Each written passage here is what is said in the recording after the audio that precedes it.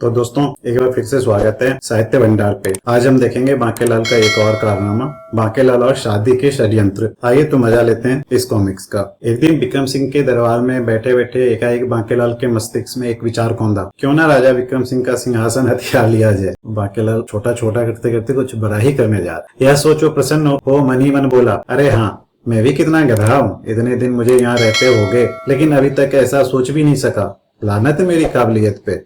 बांकेलाल खुद को कोस रहा है कि अभी तक उसने इस लेवल पे नहीं सोचा। सोचिए क्या सोच है बांकेलाल की। जबकि महाराज विक्रम सिंह कह रहे थे, हमें विश्वस्त सूत्रों से पता चला है कि एक गुप्त देश का राजा किसी षड्यंत्र द्वारा हमें मारकर विशालगढ़ पर अधिकार करना चाहता है। इससे पहले ही मैं तुझे मारकर राजा बन जाऊंगा। और बांकेलाल यहाँ अपनी योजना बनाने में मस्त है। यह सुनकर महामंत्री धर्म सिंह ने पूछा, किंतु महाराज यह किस देश का राजा है? अगर हमें पता चल जाए तो हम भी बांकेलाल की मदद से उस राजा को सबक सिखा सकते हैं। यही तो मुश्किल है महामंत्री जी। षड्यंत्र का रूप रंग ही तो हमारे गुप्तचरों को मालूम नहीं पड़ा है, परंतु गुप्तचर पूरी चेष्टा कर रहे हैं।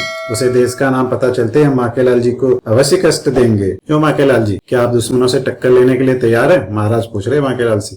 जी हाँ महाराज। भला हमारे महाराज के अलावा इस सिंहासन पर और कौन बैठ सकता है? बांकेलाल हाँ में हाँ मिला रहा है, बट चल कुछ और रहा है उसके दिमाग में। आप बिल्कुल फिक्र मत कीजिए महाराज, मैं दुश्मनों को उनकी नानी याद करा दूंगा और आप भी अभी से अपने दिन गिनने आरंभ कर दीजिए महाराज, क्योंकि अब आप बांकेलाल के हाथों हैं।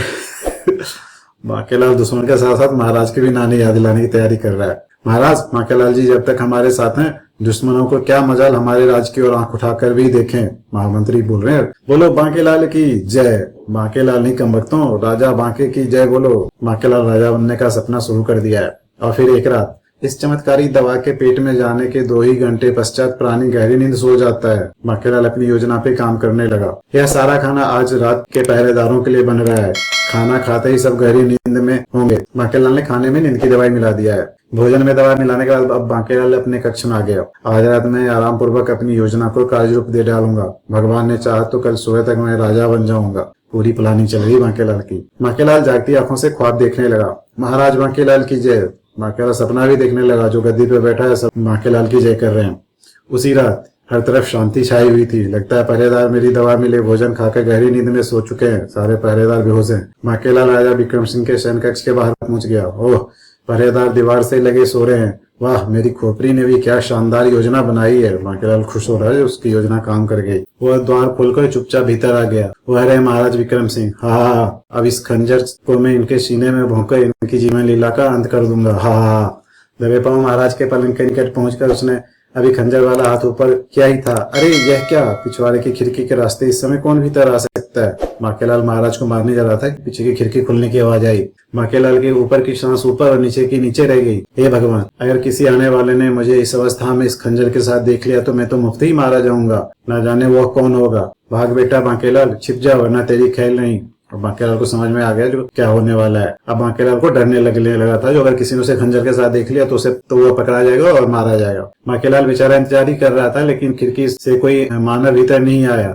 इधर बांकेलाल ने जब कुछ देर इंतजार करने के पश्चात भी किसी को भीतर आते नहीं देखा, लगता है मैं बेकार ही डर गया। खिड़की अवश्य हवा से हिल गई होगी, जबकि उधर से एक सांप आया था। यह सोचकर वो पलंग के नीचे से बाहर निकलने लगा, तभी उसके हाथ सांप से टकरा गया। ओ यह क्या? अभी अंधेरे में बांकेलाल के हाथ में सांप आ गया। अंधेरे में टटोलते हुए उसने सांप को एक रस्सी समझकर उठा लिया। रस्सी का यहाँ क्या काम? तभी उसके दिमाग में एक अन्य विचार कौंधा, क्यों ना इसी रस्सी का फंदा बनाकर महाराज के गले में कस दूं, आवाज तक नहीं होगी। इतना सोचकर उसने खंजर वापिस जेब में रखा और सांप की रस्सी का फंदा बनाकर वह महाराज की ओर बढ़ा। हाँ, केवल कुछ समझते और भर ले राजा विक्रम सिंह। लेकिन ठीक उसी क्षण एक झटके के साथ द्वार खुल गया। महामंत्री धर्म सिंह ने अपने सैनिकों के साथ वहां प्रवेश किया और भीतर बांके पर नजर पड़ते ही महामंत्री आश्चर्य से बोले, बांकेलाल जी आप इस वक्त यहाँ? ओह महामंत्री जी, हो गया व्यर्थ गड़बड़ घोटाला। बेटा बांके, अब तू नहीं बचे। अब बांकेलाल को नानी याद आ रही है। अचानक महामंत्री जी की निगाह बांके के हाथ में पकड़े सांप पर पड़ी और चिल्लाया, बांकेलाल जी आपने सांप पकड़ रखा है? क्या सांप? डर गया ना? मैं भी कहूँ कि अभी तक तू डरा क्यों नहीं? बांकेलाल ने तुरंत सांप को एक तरफ उछाल दिया। एक सैनिक ने भाले की नोक पर उसे उठा लिया। यह भयानक सर्प, उफ, यह नजारा क्या है महामंत्री जी? और बांकेलाल तुम्हारे हाथ में वो सर्प कहाँ से आया? राजा विक्रम सिंह के पूछने पर महामंत्री बोले, महाराज पहरेदारों ने आपके कक्ष की खिड़की के पास कोई शाया जाते देखा, इसलिए जब मैं निरीक्षण करने यहाँ पहुंचा तो अरे और आप बांकेलाल जी, मैं महाराज। अब बांकेलाल जी क्या बोले, दिमाग चलाने लगा फिर अचानक बांकेलाल बात पलट कर बोला, मैं उसी शाये को देखकर ही यहाँ पहुंचा था, और जब यहाँ पहुंचकर मैंने इस शर्त को आपके पलंग के ऊपर पाया तो मुझे समझते देर नहीं लगी महाराज की यह शर्त किसने कक्षा में फेंका, और महाराज मैंने सर्प को पकड़ लिया। किंतु बांकेलाल जी, फिर आप सर्प को देखकर एकाएक चौंक क्यों पड़े? वो दरअसल एकाएक आपके आ जाने से मैं भूल ही गया था कि मेरे हाथों में सांप है। बांकेलाल जी बहाने बनाने में तो मस्ती थे। तभी राजा विक्रम सिंह महामंत्री की ओर मुड़कर बोला, यह सब क्या चक्कर है महामंत्री, हमारी तो कुछ समझ में नहीं आ रहा है। महाराज, शायद वही साया आपको समाप्त करने के इरादे से इस सांप को यहाँ फेंक गया था।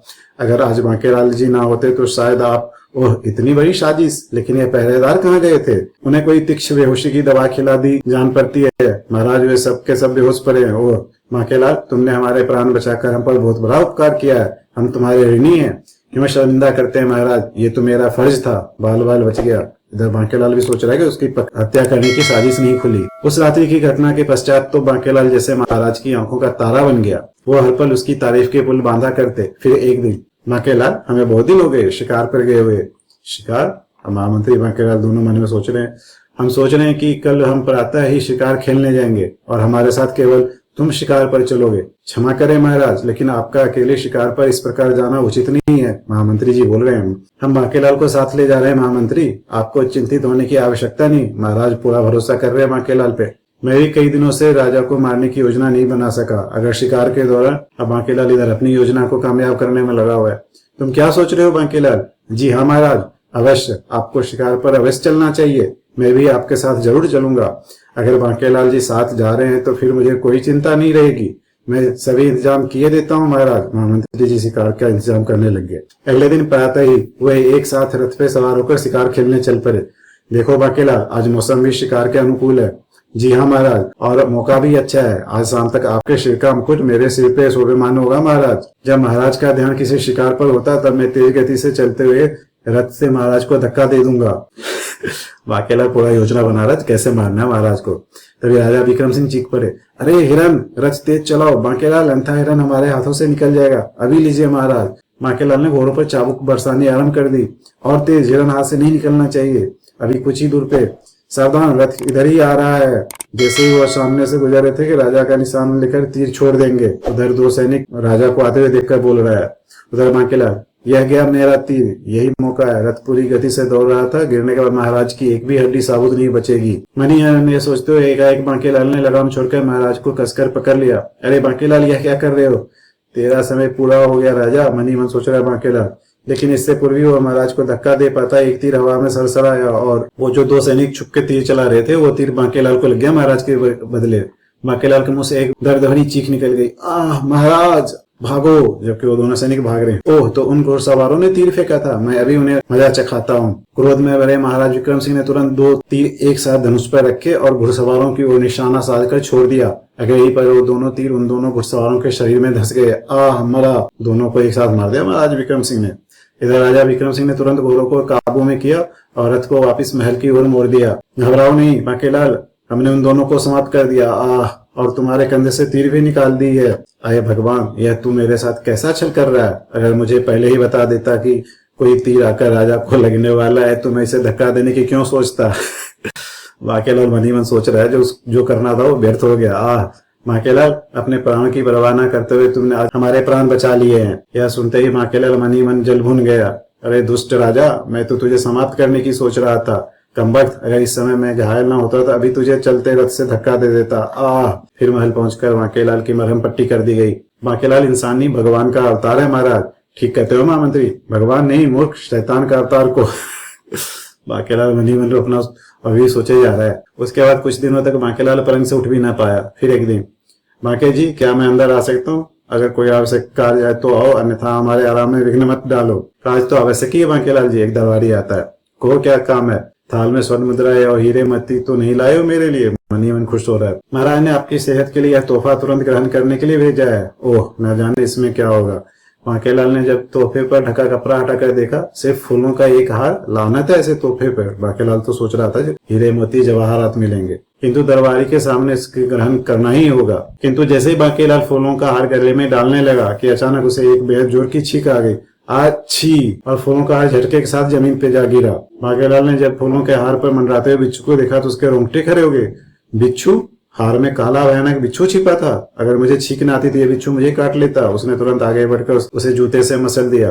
पोल खुलती देखो दरबारी भागने लगा। भागो।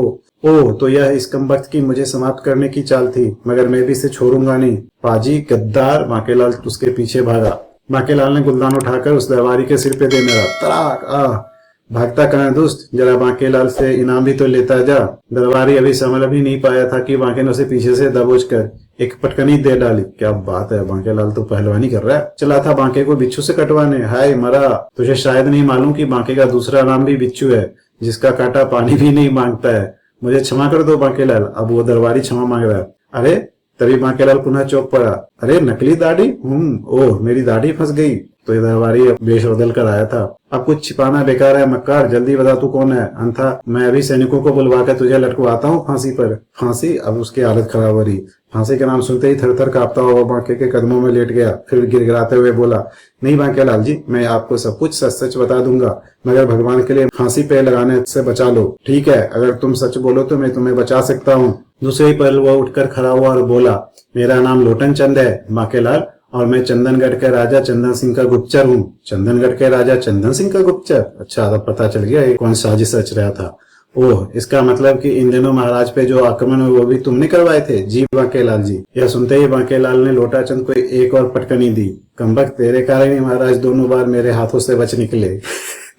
ओह, यह बताओ कि चंदन सिंह आखिर चाहता क्या है? तुम्हारी दुश्मनी तो राजा से है, फिर तुमने मुझे समाप्त करने की चेष्टा क्यों की? मैं आपको सब कुछ बताता हूँ। दरअसल राजा चंदन सिंह की एक बेटी है, राजकुमारी क्रूपलता। अच्छा, आज से 6 माह पूर्व की बात है। एक दिन महाराज चंदन सिंह का एक लिखित संदेश लेकर मैं राजदूत बनकर राजा विक्रम सिंह के पास पहुंचा। महाराज की जय हो।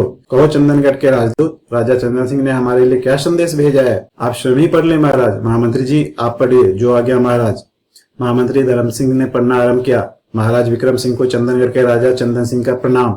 महाराज, हमने निश्चय किया है कि अपनी कन्या राजकुमारी क्रूपलता का विवाह आपसे कर दिया जाए। आशा है कि आप इनकार नहीं करेंगे। आपका चंदन सिंह। तो राजा चंदन सिंह ने महाराज से अपनी बेटी की शादी का निमंत्रण भेजा था।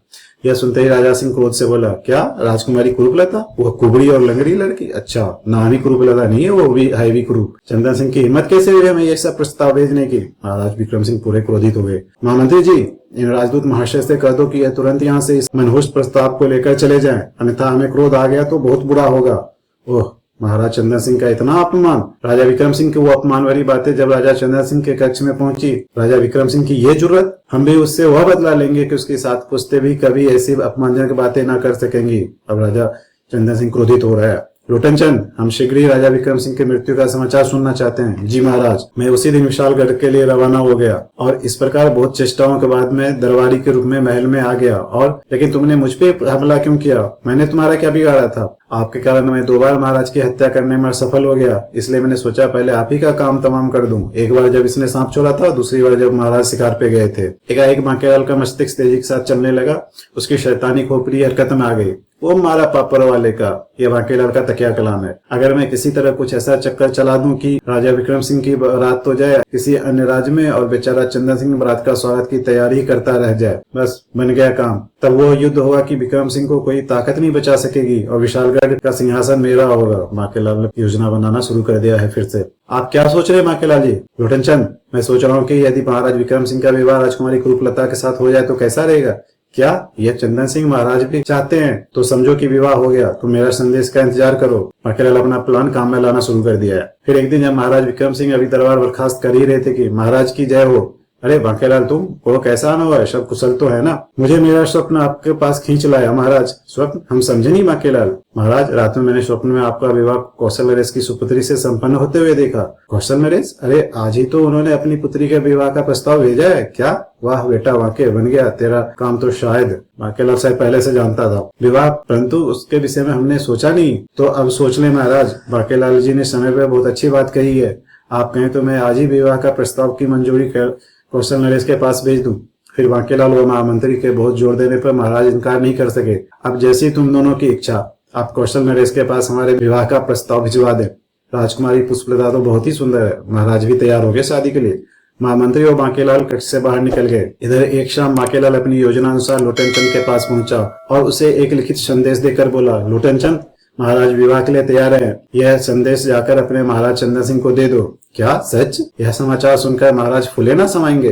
और हाँ, तुम इसी समय चुपचाप चले जाओ, मैं तुरंत ही प्रस्थान कर रहा हूँ बांके जी। लोटन चंद के जाने के बाद अब आएगा मजा, जब बारात के स्वागत की तैयारियां तो चंदनगढ़ के और कैलाशपुर दोनों जगह राज्यों में होगी, किंतु बारात पहुंचेगी केवल कैलाशपुर। हाँ, बांकेलाल का प्लान मस्त काम कर रहा है। महाराज विक्रम सिंह दो पाटन के बीच में, बाकी बचा न कोई। विशालगढ़ का राज सिंहासन अब बांके के हाथ में। उधर कौशलपुर में राजकुमारी पुष्पलता की विवाह की तैयारियां चल रही थी। इधर चंदनगढ़ में कुरूपलता की विवाह की, दोनों राज्य में विवाह की तैयारियां चल रही है। जल्दी करो, उफ, बारात आने का समय हो रहा है और अभी भोजन का इंतजाम नहीं हुआ है। महामंत्री, कुछ व्यक्ति और इस कार्य में लगा दीजिए, हमें देरी बिल्कुल पसंद नहीं है। राजा विक्रम सिंह भी अजीब आदमी है। कल शामी विवाह का प्रस्ताव भेजा और आज शामी बारात लेकर आ रहा है। कुछ समय और दे देता तो ऐसा शानदार स्वागत करता कि देवता भी देखकर प्रसन्न हो उठते। अरे भाई जल्दी करो, द्वार पर फूलों की लड़ियां लगा दो, मार्ग में इत्र बहा दो, स्वागत में किसी किस्म की कमी नहीं रहनी चाहिए। जी महाराज। महाराजा चंदन सिंह मानो प्रसन्नता से पागल हुए जा रहे हैं।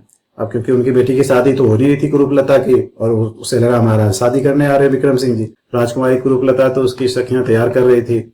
आज तो राजकुमारी के भाग जागे। अरे हट, राजकुमारी के भाग सोए कब थे, लाखों में एक हमारी राजकुमारी। आज तो आएगा बारात, रंगीली होगी रात। उधर पूरी तैयारी चल रही है शादी की। इधर पूरी तैयारी के साथ विशालगढ़ में राजा विक्रम सिंह को हाथी पर बैठा दिया गया। प्रस्थान करो महाराज विक्रम सिंह जिंदाबाद। इधर महाराज विक्रम सिंह कौशलपुर जाने की तैयारी कर रहे हैं बारात लेके। और फिर नाचते गाते बारात कौशलपुर की ओर चल पड़ी। कुछ दूर चलने के बाद मुझे बीमारी का बहाना बनाकर यहीं ठहरना है। भला युद्ध के मैदान में जाकर मरना है क्या? बांकेलाल अपनी योजना पे काम कर रहा है। वाह, सब कितने प्रसन्न दिखाई पड़ रहे हैं। कुछ दूर पहुंचते ही बांकेलाल एक जमीन पर गिर पड़ा। अरे बांकेलाल जी, क्या हुआ? ओह आह महामंत्री जी, मैं शायद बारात के साथ ना चल सकूंगा, आप मुझे महल भिजवा दें। आह ठीक है बांकेलाल जी, मैं आपको महल भिजवा देता हूँ। क्या हुआ बांकेलाल को? महाराज भी चिंतित हो गए। महाराज, बांकेलाल की तबीयत क्या है, खराब हो गई है, मैं इन्हें महल भिजवा रहा हूँ। ओह, फिर तो यह विवाह भी आज नहीं होगी। यह सुनते ही बांकेलाल चीख के बोला, नहीं महाराज, अब यह विवाह नहीं रुक सकता। आप दुल्हन को लेकर लौटिए, ईश्वर ने चाहा तो मैं एकदम भला चंगा होकर महल में आपका स्वागत करूंगा। आह। तभी महामंत्री के कहने पे एक रथ वहां आ पहुंचा। बांकेलाल को उसको रथ पर बिठा दिया गया। अपना ध्यान रखना बांकेलाल, आप मेरी फिक्र मत करें महाराज। आह, बांकेलाल मस्त नाटक कर रहा है। रथ उसे लेकर वापस महल की ओर चल पड़ा। शुक्र है जान बची। केवल मैं ही जानता हूँ कि कौशलपुर यज्ञस्थल बनने वाला है। ऐसे मुआजना मौत को दावत देना था। इधर चंदनगढ़ में काफी समय इंतजार करने के बाद ही जब राजा विक्रम सिंह बारात लेकर नहीं पहुंचे, अब तो लगन का मुहूर्त भी निकला जा रहा है। लोटन चंद, तुम जाकर मालूम करो कि बारात अभी तक क्यों नहीं पहुंची। जी महाराज, मैं भी पता करता हूँ। महाराज तुम कौशलपुर गए शादी करने, तो कहाँ से मिलेंगे चंदनपुर में। लोटन चंद एक तेज तरार घोड़े पर सवार होकर विशालगढ़ की ओर चल पड़ा। किंतु अभी वो आधे रास्ते में पहुंचा था कि अरे यह तो महाराज विक्रम सिंह की बारात है। उसे बारात दिख गई, मगर यह तो कौशलपुर जा रही है। आखिर माजरा क्या है? उसने निकट से गुजरते हुए बाराती से पूछा, क्यों भाई, यह बारात क्या चंदनगढ़ नहीं जा रही है? चंदनगढ़? अरे अरे भले मानस, राजा विक्रम सिंह की बारात तो कौशलपुर जा रही है। महाराज का विवाह राजकुमारी पुष्पलता से होने वाला है। इतना सुनते ही लोटन चंद के सीने पे सांप लौट गया। इसका मतलब हमारे साथ धोखा हुआ है। मैं अभी महाराज चंदन सिंह की सारी स्थिति से अवगत करवाता हूँ। वो राजा विक्रम सिंह के साथ साथ कौशलपुर को भी मिट्टी में मिला देंगे। बिल्कुल बांकेलाल के प्लान पे काम हो रहा है। और फिर चंदन सिंह के महल में क्या विक्रम सिंह की ये जुर्रत? हम उसे निस्तो नाबूद कर देंगे। सेनापति जी महाराज, आज्ञा कीजिए, अपनी सारी सेना एकत्र कीजिए, हम अपनी बेटी के लिए वर छीन कर लेंगे। जो आज्ञा महाराज। किंतु महाराज, तभी पंडित जी बोले, इस समय बहुत समय नष्ट हो गया जाएगा। लगन का मुहूर्त निकल गया तो यह विवाह 5 वर्षों तक नहीं हो सकता है। क्या? मेरी किस्मत में भगवान ने शायद यह दिन देखना नहीं लिखा है। इधर राजकुमारी कुरूपलता भी रो रही है। राजा क्रोध में चिल्लाया, लगन का मुहूर्त नहीं निकलेगा महामंत्री जी। राजकुमारी कुरूपलता हमारे साथ ही चलेगी। उसका विवाह कौशलपुर में राजा विक्रम सिंह के साथ ही होगा। ठीक है महाराज, मैं भी सब बंदोबस्त कर देता हूँ, महामंत्री ने बोला। फिर देखते ही देखते राजा चंदन सिंह राजकुमारी कुरूपलता को साथ एक विशाल सेना लेकर कौशलपुर की ओर चल पड़े। राजा विक्रम सिंह, या तो तुझे मेरी बेटी के मांग में सिंदूर भरना होगा, अन्यथा हम तेरे खून से अपने माथे पे तिलक लगाएंगे। कौशलपुर में सारी तैयारियां पूरी हो चुकी। बारात के पहुंचने पर बारात का भव्य स्वागत किया गया। राजा विक्रम सिंह जिंदाबाद, राजा कुशल सेन अमर रहे। जय जयकार से गगन गुंज उठा। विवाह की रस्म अदा होने ही वाला था कि तभी समाचार मिला। अशुभ समाचार महाराज, चंदनगढ़ के राजा चंदन सिंह ने कौशलपुर पर चढ़ाई कर दी है। वो अपनी विशाल सेना के साथ ही इधर आ रहे हैं महाराज। क्या? इस शुभ अवसर पे ऐसा अशुभ समाचार? यह तो बहुत ही बुरा हुआ। अब क्या होगा विक्रम सिंह जी? युद्ध की तैयारी में तो बहुत समय लग जाएगा और तब तक शायद काश मेरा बांकीलाल यहाँ होता, वो अवश्य इस समस्या का कोई उपाय सोच लेता। महाराज मन ही मन सोच रहे हैं। आप क्या सोच रहे हैं विक्रम जी? हम सोच रहे हैं महामंत्री की कौशलपुर की इज्जत अब हमारी इज्जत है। चंदन सिंह से युद्ध की तैयारी की जाए, हम स्वयं ही युद्ध लड़ने चलेंगे। महाराज खुद ही युद्ध लड़ना चाहते हैं। फिर जितना भी इंतजाम हो सका उतनी सेना लेकर राजा कुशल सिंह विक्रम सिंह के साथ रणभूमि की ओर चल पड़े। दोनों सेनाएं आमने सामने पहुंच गई। तभी राजा चंदन सिंह गरज पड़े, राजा विक्रम सिंह धोखेबाज, हमारी बेटी का विवाह का प्रस्ताव मंजूर करके और फिर निश्चित समय पर बारात चंदनगढ़ ना लाकर तुमने हमारा ही नहीं बल्कि राजा कुशल सेन का भी अपमान किया है। कुरूपलता से विवाह? कुरूपलता? राजा कुलासेन, विक्रम सिंह का विवाह राजकुमारी पुष्पलता से नहीं, राजकुमारी कुरूपलता से तय हुआ है। अगर वादे के मुताबिक विवाह नहीं हुआ तो यहाँ रक्त की नदियां बहा दी जाएगी। कुरूपलता का नाम सुनकर राजा कुशल सिंह चौंक पड़े। उफ, कहीं यह वही मेरी नन्ही सी कुरूपलता तो नहीं? महाराज सोच क्या रहे हैं? युद्ध का बिगुल बजवा दीजिए। राजा चंदन सिंह को जब अपनी बातों का कोई जवाब नहीं मिला तो उन्होंने चीख कर आदेश दिया, युद्ध, आक्रमण। नहीं, ठहरो। तभी राजा कुशल सेन चीख कर कहा, परंतु तब तक शोर मचाते सैनिकों कुशल सेन की सेना पे टूट पड़े। मजबूरन कुशल सेन की सेना भी युद्ध में शामिल हो गई। मारो मारो, काट डालो। नहीं, यह युद्ध नहीं होना चाहिए। महाराज, हाथी को राजा चंदन सिंह के निकट ले चलो। चंदन सिंह के हाथी के निकट पहुंचकर राजा कुशल सेन ने चीख कर कहा, राजा चंदन सिंह, अगर आपकी इच्छा युद्ध की है तो अवश्य होगा, किंतु हम केवल 3 प्रश्नों का उत्तर जानना चाहते हैं। क्या आपकी बेटी कुरूपलता की एक टांग नहीं है? क्या उसके पीठ पर एक कुंवर है? क्या उसकी दाई बाजू पर उसका नाम गुदा है? परंतु आप यह सब कैसे जानते हैं? राजा चंदन सिंह को भी आश्चर्य हुआ कि कुशल सेन को यह सब कैसे पता। इसका मतलब है मैंने जो कहा सच है। तब तो यही मेरी खोई बेटी है। एक ऋषि के साप के कारण न केवल इसकी यह गत बन गई बल्कि यह हमसे पूरे 18 वर्ष तक अलग रही। और चंदन सिंह, अब जब इसके शाप मुक्त होने का समय आ गया तो तुम युद्ध करना चाहते हो? तब तो हमें तुरंत यह बंद करना होगा। हाँ चंदन सिंह, हमारी बड़ी बेटी कुरूपलता का विवाह राजा विक्रम सिंह के साथ ही होगा, यह हमारा वादा है। अच्छा, तो चीजें अब क्लियर हो रही है। आज से 18 वर्ष पूर्व की बात है। उन दिनों हम अपनी नवविवाहिता पत्नी के साथ रोजाना शिकार खेलने जाया करते थे। लेकिन एक दिन जब हमने एक खरगोश का शिकार करने के लिए तीर छोड़ा, हे भगवान, लगता आपका छोड़ा हुआ तो किसी बालक को लग गया है। अरे, यह तो किसी बच्चे की चीख का स्वर है। हमने उधर जाकर देखा तो सचमुच एक बालिका वहाँ छटपटा रही थी। ओह भगवान, इसकी टांग तो तीर से लगभग कट ही गई है। अब क्या होगा महाराज? ऋषि कन्या। तभी ऋषि चतुरानंद वहाँ आ पहुंचे और अपनी बेटी की यह दशा देखकर वो क्रोध से चिल्ला पड़े, दुष्ट, तूने मेरी मासूम बच्ची की हालत की है। जा, मैं तुझे साथ देता हूँ कि तेरी जुड़वा बेटियों में से एक बेहद कुरूप, लंगड़ी और कुबड़ी होगी और तुझे उससे विवाह करना होगा।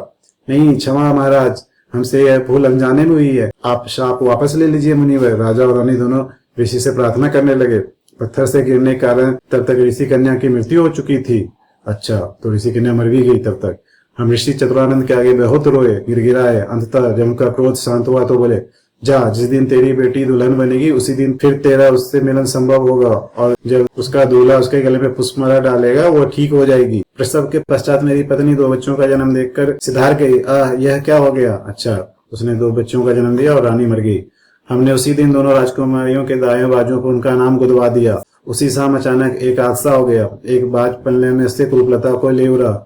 अरे पकड़ो, मारो उस बाज को, वह राजकुमारी को ले जा रहा है। किंतु हमारे सैनिक उस बाज को नहीं पकड़ पाए और आज इसे दुल्हन के रूप में देखकर हमें ऋषि की वाणी याद आ गई।